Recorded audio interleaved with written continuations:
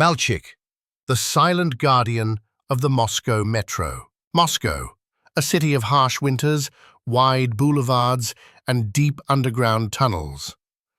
While snowflakes danced above the streets, life flowed differently beneath the ground in the vast metro system.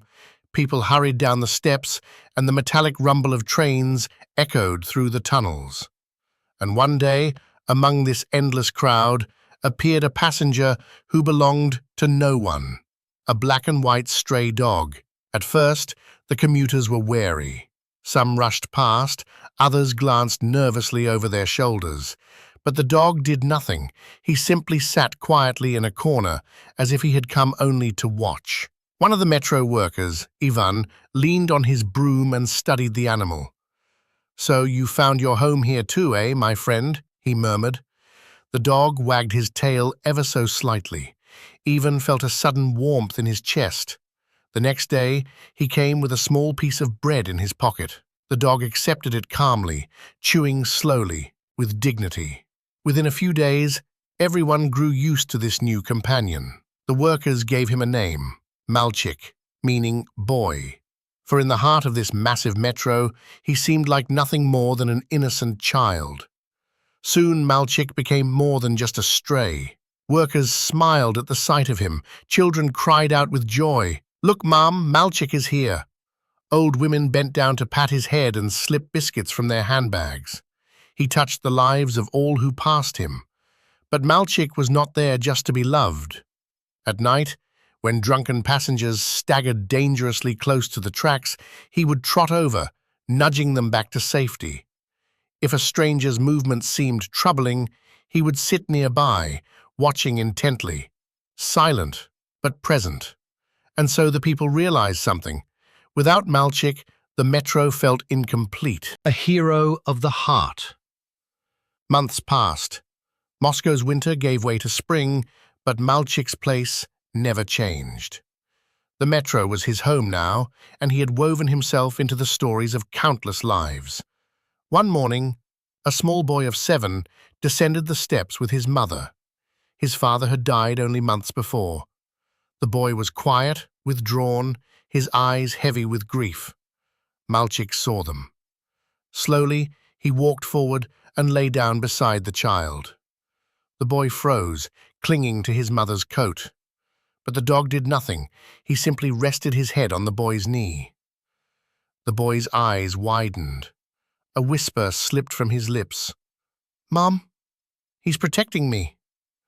From that day forward, the child begged his mother to take that same route, just to see Malchik. To him, the stray was no longer just a dog. He was a guardian. The metro workers, too, had come to cherish him. Ivan, during his night shifts, would often share his meager food with Malchik. "This place would be empty without you, my friend," Ivan would say softly. Malchik would lift his dark eyes, silent but steady, as if to answer, "I am here." Rumors began to spread through the city. Some said he was descended from a soldier's loyal dog.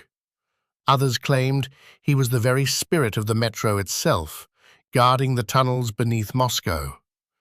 Newspapers began printing small pieces about the dog of the metro. Malchik was no longer just a stray. He was the shared memory of a city. But no one knew that the peace of those days would not last forever. The fall of the silent guardian. One winter evening, a new passenger entered the metro. A tall, thin woman holding the heavy chain of a large, aggressive dog.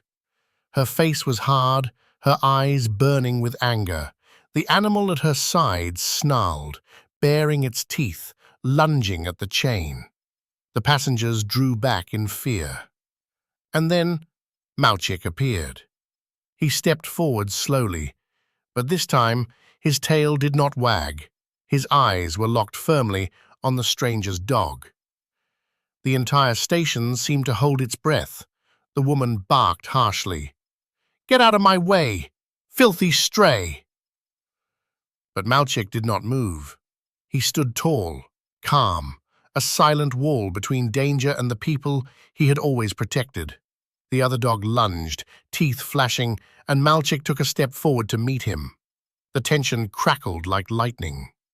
The woman's fury boiled over. Suddenly, she pulled a knife from her bag. A scream tore through the crowd. "No, stop!" But it was too late. The blade flashed, and Malchik staggered. His great body trembled, then collapsed onto the cold floor. The metro fell into silence.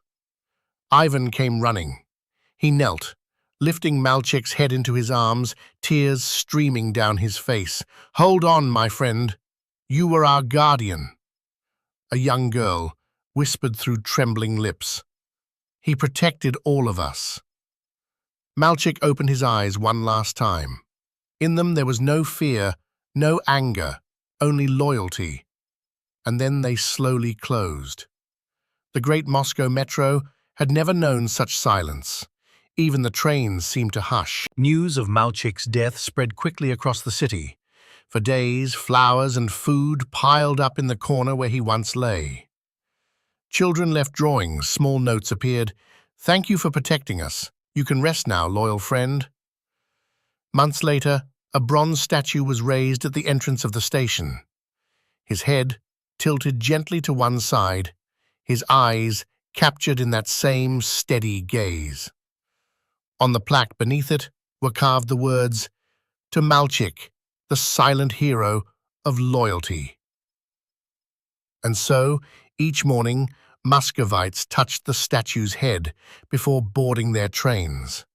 Some left bread, others whispered prayers.